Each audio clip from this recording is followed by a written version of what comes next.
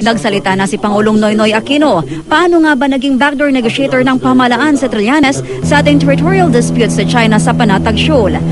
Kinontak tayo ni Senator Trillanes at nasa China siya at that time at nilapitan siya, tinanong yung posibilidad kung pwede siyang maging back channel nga. So, in the absence of any other channels that were existing beforehand, at sa gusto nating ma-resolve na mapayapa ito sitwasyon sa Scarborough Shoal, so ano mawawala sa ating pakinggan ipararating. So, doon nag-umpisa po yan. Kinumpirma pa rin ng Pangulo na nananatiling backdoor negotiator sa China ang senador. Nakita kasi anya ng Pilipinas na mahalaga ang party-to-party talks para sa agarang pagbibigay impormasyon na magkabilang panig. Kinilala rin ng Pangulo na may tinatawag na maliliit na tagumpay ang negosasyon ni Trillanes sa China. Umabot na napakaraming barko ng China do sa Scarborough Shoal. Kumonti na kumonti yun. Ayun naman siguro pwede natin i-credit sa efforts rin. At efforts sa Trillanes at iba pang efforts. Sa statement ni Chinese Vice President Xi Jinping, ang sinasabing susunod na Pangulo ng China, sinabi nitong nais ng China na marisolba ang issue sa territorial dispute sa mga kalapit itong bansa sa mapayapang paraan. Ngayon sabi nila, you have to ban China. I-prohibit mo. Kung i-prohibit ko, how do I enforce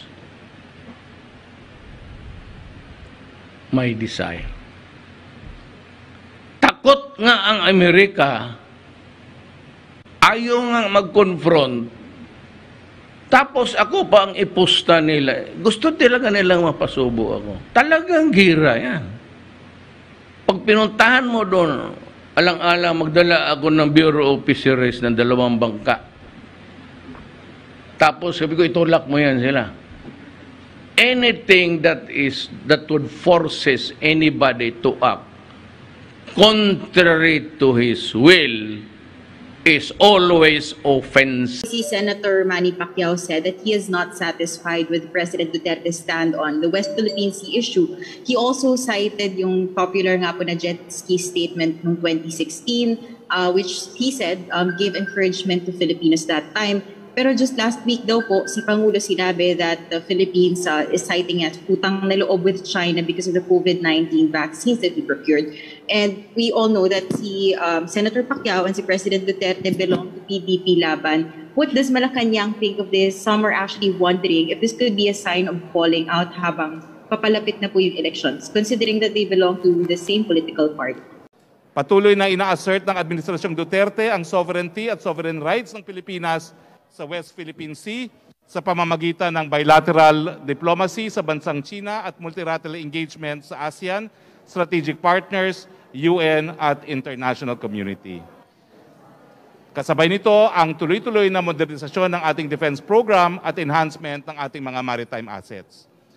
Para isipin na ang paggamit ng mapayapa at diplomatikong pamamaraan para i-assert ang ating mga karapatan at ma-resolve ang mga hindi pagkakaunawaan or disputes bilang appeasement ay isang kabiguan na maintindihan ang basic thrust ng ating independenteng pulisiyang panlabas na naaayon sa ating saligang batas. Masasabi rin ito ay profound distortion of the historical lessons mula sa Second World War at iba pang conflicts. Ang diplomasya ay hindi appeasement. In a sense, ang diplomasya ay isang form ng warfare na walang dugong dumadanak. Hindi rin maituturing na isang form of subjugation ang mapayapang paraan para maresolba ang mga hindi pagkakaunawaan. Ito ay dignified approach para ipagtanggol ang ating pambansang interes at i-uphold ang international law. Sir, yung sa statement ng po ni Pangulo last night that he said he never made a promise to retake the West Philippine Sea from China. But there are at least 3 occasions when we review the transcripts, the statements of President, where he did state specific actions should China insist on staying in our territory. What do we make of these statements now, sir? I think the President should be construed literally. Hindi niya pinangako na maibabalik niya yung mga teritoryong nawala sa atin dahil sa kagagawan ng ibang tao at ibang administrasyon. No? Pero mga sinasabi niya, he will ask China to honor sovereignty and our sovereign rights na ginagawa naman po niya. Pero I think the President was clear, hindi niya ipinangako na mababawi yung mga teritoryo na nawala na sa atin. No? Even the jet ski, ang sabi lang naman niya, sasabihan niya ang China na umalis, no? Pero hindi niya ipinangako na yung nawalang Scarborough Shoal, mapapaalis niya ang mga Chino roon. Sir, but in sometime in 2016, February 21 to be exact, the president said he will tell China to stop its expansions in the Philippine territory if nothing happens in his second year of presidency. What happened to this, sir? Is the president sort of taking a softer stance compared to yung medyo hardline stance ni sir nung kampanya? On the contrary, Trish, nagtagumpay po ang presidente kasi sa kanyang administrasyon, wala pong bagong reclamation ginawa ang China, wala pong bagong mga refurbishment na ginawa sa mga artificial islands ang China. Ito po yung isa sa mga major na kasunduan na nakamit ng presidente at hindi po yan mabubura ng ating mga kritiko. Sir, just a bit on yung sa pagpapabakuna po ni Pangulo.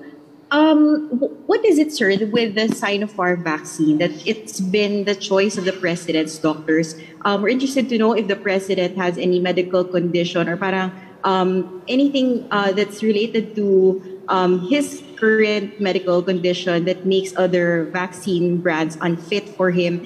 And sa safety lang din, sir, kasi di ba po hindi siya registered and FDA saying na hindi pa nare-review ng experts yan. What gives the president's team the confidence na safe po ito for the president?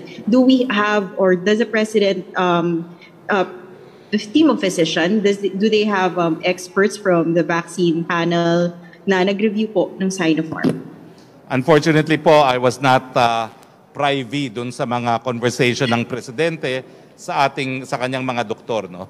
But I understand na ang choice ni presidente was guided also by his doctors, and I can only surmise na it's the platform, no? Platform na inactivated vaccine because this has been in use for the past 140 years at least. Sir, just last question on the vaccination. No? Yung pagpapabakuna ni Pangulo, is that a sign that ito na po yung magpipave ng way for the negotiations or for us to procure vaccines from Sinopharm? And with that move, sir, what message does that signal to those who want to get vaccinated na hindi pa registered yung bakuna officially? Well, alam niyo po, it's covered by compassionate use. So as far as the president is concerned, he did not violate any laws because precisely it was administered by the PSG hospital, although physically administered by the health secretary himself. No? So covered po yan ng compassionate use permit. So wala pong nalabag ang ating presidente. At yung supply naman po ay nanggaling nga doon sa additional 1,000 donation ng Chinese government to the Philippine government. So, I think the message that the President sent yesterday is magpabakuna na ang lahat habang may makukuhang bakuna. Thank you, Spokesary. Salamat po. The second question lang, Secretary Roque. Kasama kasi kayo mismo rin kagabi ni Pangulong Duterte. Pwede niyo po bang pakikwento? Kumusta po si Pangulong Duterte at paano tinanggap ng kanyang katawan itong Sinopharm vaccine? Kailan po yung second dose? Wala naman pong problema, no? Kasi ang nangyari kahapon, nagkaroon kami ng pribadong pagpupulong kasama si Secretary Lorenzana, mahigit kumulang 1 oras yun. Pagkatapos nyo, nagpabakuna siya. At matapos ng pagbabakuna niya, tsaka po siya pumunta doon sa meeting with some members of the IATF na tumagal ng almost 2 hours din. So in terms of adverse reaction, wala po akong nakitang adverse reaction kasi matapos siya magpabakuna, pumunta siya kaagad doon sa pagpupulong namin. Opo. Kailan kaya, sir, yung second dose?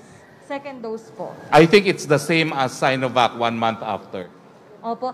And sir, panghuling tanong na lang po from Sweden, Velado Ramirez, my colleague. Ano po yung update sa procurement ng Sinopharm vaccines at hindi po ba magkakaroon ng vaccine hesitancy ang ating mga kababayan sa ating existing vaccines given that the President opted for another brand na wala pa pong EUA? Ay, unang-una po, it's covered by compassionate use. Paulit-ulit ko po yan because that's the legal basis na ginamit ng presidente yan.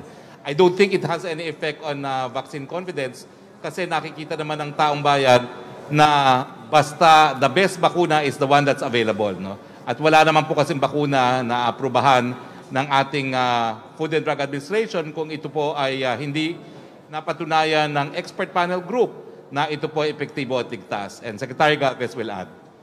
Nung po yung vaccine expert panel, nung nagkaroon po ng tinatawag nating presentation sa amin, talaga pong halos co-equal po yung Sinovac at saka yung Sinopharm in terms of yung tinatawag nating safety.